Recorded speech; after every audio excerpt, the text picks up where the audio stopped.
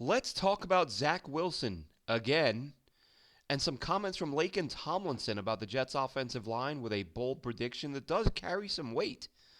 It's also cut down day, and we're going to talk about a couple of rookies who are probably on the bubble as to whether or not they make this roster, and some Jets fans have some pretty strong feelings about that. I'm Glenn Naughton with JetNation Radio and JetNation.com. Be sure to log on to JetNation.com where you can register and become a part of what is the most active Jets message board on the web. So I just wanted to touch on Zach Wilson real quick. Did a video a few weeks ago saying, maybe people should kind of take a step back from the criticism. Not saying it wasn't warranted. I've said a million times over, wanted Zach, loved him as a prospect, but he was terrible his first couple years. People can try to sugarcoat it all they want. I wasn't going to do that. However, once the season started, it's like, all right, let's take a step back, give him a chance, see if he's done enough work this offseason, if he does enough work during the preseason to show some progress. Progress, that's all I'm talking about here. I'm not saying he's ready to go and now the doubts are gone and all this stuff. But if you look at Zach Wilson's performance objectively this preseason, and you saw it again against the Giants, I rewatched that game earlier today. He made throws in that game, one particular to Xavier Gibson that Gibson didn't hold on to. But he made some throws in that game where he had pressure either coming up the middle or coming off the edge. On a deep ball, he had pressure coming off the edge and up the middle. And he hung in there and made the throw. And you can talk to me about, well, it's against backups. It's second half of a preseason game. Do you think Zach Wilson is sitting back in the pocket and sees a 250-pound defender bearing down on him and stops and thinks, oh, I can hang in here for this one because this guy's a backup? It's going to hurt all the same when he gets hit. And what we've seen from Zach Wilson in the past, one of his biggest issues was not bailing early from pressure. We've seen him bail when there was no pressure. Zach was bailing before the pressure even got, before it became an issue. He was sort of seeing ghosts, right? We all love that saying. But Zach Wilson continuously, time and again, his first couple seasons as a pro, and it was maddening. Yes, there were times he would bail when there was pressure and he would make a play out of it, and you think, okay, that's great. But we also saw far too many times where Zach Wilson bailed out, and you'd go back and rewatch the game, and you'd think, what is he running from there? There's no pressure. There's nobody coming anywhere. The blocking up front's fine. Well, this preseason, we've seen several plays where the blocking was not fine. And I'm not talking about jailbreak blitzes where he's got 5 dudes in his face. I'm just talking about a routine drop back where the offensive line doesn't hold up for more than a second or two, and there's a defender bearing down on him, and he's hanging in there and making the throws. That is a huge step for him. That was one of the biggest deficiencies in his game. And that, whether you like him or not, has gotten better. And if you go back and watch these games and you can't see that, then you're just not allowing yourself to see it because you dislike the guy so much on a personal level. But Zach Wilson, in that regard, in that critical aspect, has shown improvement this preseason. Excuse me. The other area where we've seen him play really well, or where we've seen real improvement, is on the short stuff. The quick screens, the dump offs, the swings, the checkdowns, stuff that he has struggled with again in a way that you don't expect to see an NFL quarterback struggle. So just those two aspects that are pretty evident right away. Just watch a couple of those games, a couple of his drives, and you're going to see him do those things, and you're going to see him do them better than he has in the past. He had, one in particular against the Giants. He had pressure coming right up the middle, and you could see him adjust his arm angle, drop down, and flip it over the middle again to Xavier Gibson. I'm sorry, it was Jason Brownlee, where he hit Brownlee on a slant, and he did a really nice job. And I may be, again, I rewatched the game earlier today and a little bit yesterday. I may be mixing up which receiver was which. I think Brownlee was on a quick recognition, quick throw, showed a really quick release, got the ball over the middle, in between a couple of defenders. That was the Brownlee ball. The Gibson one was the one where there was pressure, dropped his arm angle, got it over the middle, into Gibson, who picked up some yards after the catch. So really, again, growth and improvement from Zach Wilson. That's all I wanted this preseason. Don't come to me and say, oh, but he missed this throw and he did that wrong. I get it. I'm not saying he's gone from non-viable NFL quarterback, which is what he was, to now I'm saying, well, he's ready to step in if they need him and they're going to win a bunch of games. He's not at that point, but he's getting better. And that's all, for me personally, that's all I was hoping for this offseason, and we have seen that happen. So good job by Zach Wilson putting in the work. As Robert Saleh said, can't be an easy situation, being asked to go from starter to backup. But again, when it's for Aaron Rodgers, you swallow your pride. but he's coming with the right attitude, and he's doing some things really well. And speaking of doing things really well, Laken Tomlinson, Jets starting left guard, did an interview after the game where he basically said we're going to be one of the best offensive lines in the NFL. And now I apologize if I've said this before on this show. I don't think I have. Sometimes I do these shows and they get scrapped, they don't get uploaded. But I know I did discuss it on a couple of other podcasts where I was asked about the offensive line, and I said that if you could take every offensive line in the NFL, and again I do apologize if I've covered this, but if you took every offensive line in the NFL and you gave a projected ceiling and a projected floor, like what's the best case scenario of how good a line can be and what's the worst case scenario how bad a line can be, I would be shocked if there's a line that has as big of a gap as the Jets do between how good and how bad they can be. Why is that? They've got very, very good players at multiple spots on the offensive line, but of course, almost all of them have big questions, right? But let's just go left to right. Dwayne Brown, right? There are questions there. And at his age, he might be one of the weaker links on the offensive line. I mean, hell, if everybody's healthy, he probably is. But he's a solid player at left tackle. Then you go to Laken Tomlinson at left guard, who was terrible, especially early last year. Played better as the year went on. Go back and watch his last 4, 5, 6 games. He was a better player. And this preseason, I think he's looked better than he did at any point last year. So whatever the issue was last year, you hope that Tomlinson has gotten over that. The need for Laken Tomlinson to get better is something that hasn't been talked about enough this offseason, and I think that's because there's been so much focus on Mekhi Becton and Aaron Rodgers and all that stuff. But I think needing a big bounce-back year from Tomlinson, I mean, the Jets desperately need that. He's looked better, I think, this preseason than he did at any point last year. This is a Pro Bowl guard. So you've got Dwayne Brown, who's going to be a solid player on the outside. Again, to every player on the line, it's going to be about health, and there are questions about health about almost all of these guys. Then at center, you've got McGovern, who I think at some point will be replaced by Joe Tippmann this year. But at worst, he's a league average center who can be, on his best day, he's above average. On his worst, he's a little bit below average. But really, you're going to get steady play out of him with a guy behind him who I say Tippmann is a starter by week 6 or 7, if not sooner. And then he's going to bring you some high-level stuff. He can do things physically in terms of his ability to move that McGovern can't bring, so that'll be an added dimension.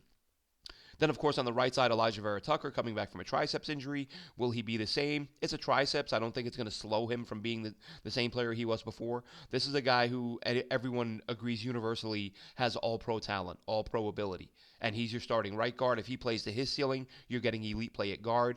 And then at tackle, we've been over it a million times. Injury questions with Mekhi Becton, yes, of course. However, go back and watch what he has done on the football field when he's healthy, and you will be hard-pressed to find the tackle that can dominate at the level he can. There might only be a couple of other guys, Trent Williams, maybe 1 or 2 others, who can play at Mekhi Becton's level. So you have a guy who, yes, if healthy, is a top 4 or 5 right tackle. You have a guy who, if he returns to form and continues to get better as a young player, an AVT, who can be probably a top 3 guard. And then you've got a middle-of-the-pack center, you've got a Pro Bowl left guard, and you've got an average to above-average left tackle. Even if Dwayne Brown takes a step back at 39, say he's a slightly below-average left tackle. That's 3 guys who are Pro Bowl level or better, potentially all-pro talent. However, there is the flip side of it. What if Dwayne Brown at 39 takes a huge step back and or can't stay healthy? What if Laken Tomlinson doesn't bounce back this season and he struggles again like he did last year? Then you're stuck with 2 guys who were below average and an average center where that's a bigger hit. And say AVT doesn't stay healthy or he doesn't return to form. No reason why he shouldn't, but again, hypothetically, then that's a disaster. Mekhi Becton, if he, God forbid, suffers another injury, who are you plugging in at right tackle? Max Mitchell? Listen, the downgrades from the starters to backups, as with every team, is huge. The Jets, everybody's got issues on the offensive line. But Laken Tomlinson, to say we're going to be one of the best lines in the NFL, if they stay healthy, there's no reason they shouldn't be. So I think that the Jets' offensive line is a really good way to gauge the optimism or pessimism of the fan base. If anybody's saying this is going to be, the worst offensive line in the league or that it's going to be one of the worst, then clearly you're just viewing every single guy in that line as having the worst possible outcome. Well, AVT's not going to return to form. Becton's going to get hurt again. Tomlinson's not going to bounce back. Brown's going to get hurt again. Like, you're just assuming the worst for everyone. But if you were to assume the best for everyone, this could be a top line. And where does it fall? Even if you fall somewhere in the middle.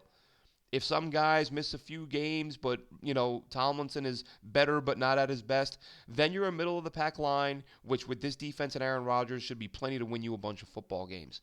So that's kind of where we are now. Haven't seen the names start rolling in for the cuts yet. Projected 53-man roster on JetNation.com. Check it out. And as I've said before, when I did one a few weeks ago, I do a 53-man roster, and then I will sit down and myself will start picking it apart and look at where I'm wrong and disagree with myself, so to speak, because you should be able to do that. There are going to be questionable cuts that happen in reality or in any projection that you do. So for me, I'm looking at it, and the two names that jump out at me are two rookies. I have Zach Kuntz and Zaire Barnes both making the roster. Now, Kuntz, I think, has a much better shot than Barnes, but as the fourth tight end, is he a guy that could get bumped? I don't know that he will. It seems a lot of people think that projecting 4 tight ends was wrong, which, by the way, they carried 4 tight ends to start the year last year. I've seen a lot of people say, oh my God, there's no way a team's going to carry 4 tight ends. They did it last season, literally, week 1, 4 tight ends. So they could do it again, but Kuntz maybe isn't as much of a lock as I thought he was. But Zaire Barnes is the big one to me. The rookie linebacker out of Western Michigan. Here's a guy that, again, I put him on my 53. I think every 53 I've seen from every beat writer has him on there. And then I start thinking about it, and I say, here's a guy who led the team in missed tackles in preseason with 7, as Zach Rosenblatt from The Athletic tweeted out yesterday. And I took a look at all of the linebackers after he tweeted this out. But Barnes, and this is per PFF, which I get. We have questions. Are they right, wrong, this, that, the other? And it's impossible to say with 100% certainty. But I know for myself, with my own eyes, I saw a lot of plays where Zaire Barnes was the closest defender. Zaire Barnes was the guy with the outstretched arms who couldn't get to a pass that came to a guy he was covering. So per PFF, Zaire Barnes targeted 15 times in the preseason, allowed 15 targets. That's 100% for you math wizards out there. So gave up 15 completions on 15 attempts, missed 7 tackles. Maybe he's not ready yet. And maybe it's presumptuous to assume that he couldn't make it to the practice squad.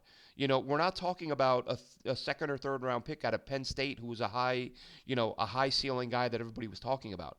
Zaire Barnes is a nice player. He's got some good attributes. He did some things well. I'm not here to trash him and say he brings nothing to the table. I'm just saying, does he bring enough to the table to stick with this roster right now? He's a 6th round pick out of Western Michigan who has struggled as a rookie. So I know I tend to have a bias toward rookies, and not just with the Jets, just historically. You look at most teams, the vast majority, overwhelming majority of rookies stick on 53-man rosters. GMs hate to draft a guy and then, expose him to waivers or cut him a few weeks or a few months later because it's a bad look on them. So does Barnes make it? Maybe, but I think it's a little presumptuous to say he's a lock, which does seem to be the feeling because, as I said, I don't think I've seen a single 53-man roster that has him not making it. So Zaire Barnes, is he a lock? I don't know. And again, remember and listen, am I being biased and trying to speak Chaz Surratt on the 53 into existence? Yes, I am. But we heard Robert Saleh's comments on Surratt week 1, and then they took it really slow with the hamstring after that. He only played a few snaps. But we've seen, again, Surratt, limited snaps. We saw him make a couple tackles on special teams, on kick coverage. So he's been better on kick coverage than Barnes, as good as or better than Barnes on the field. Really better, let's be honest here. So Surratt's been the better player. And as someone said to me earlier, well, Barnes is younger, so he's got the higher ceiling. Well, you could argue that Barnes has been playing linebacker longer than Surratt. As we've mentioned before, Surratt was a guy who played quarterback in college, made the switch. So he's probably only been playing linebacker 5 years, whereas he's not a guy who's been playing it since high school through college and now to the NFL, where you can say, he's been playing it, granted, much lower level, but he's not a 9 or 10-year guy at this point in his life. He's a guy who spent a couple years transitioning and now looks to have made the jump. So we'll see. The names will start rolling out at some point in the next couple hours, I would imagine, if they haven't started now. But that'll do it for this one. Zach Wilson, he improved, folks. Take a step back, give the kid a shot. Boyle's going to be there as a veteran presence, it would appear, unless someone else shakes loose who they really like. But Zach's there, showed a lot of improvement. The O-line, the ceiling, enormously high. The floor, terrifyingly low. And the rooks, who makes it? Kuntz, I love Kuntz. I love the athleticism. I thought he showed more as a blocker than people expected. But a lot of people seem to think I'm a little bit nuts putting him on the roster. We shall see. That's it for now. And, of course, we will have a 53-man roster wrap-up tomorrow when things drop.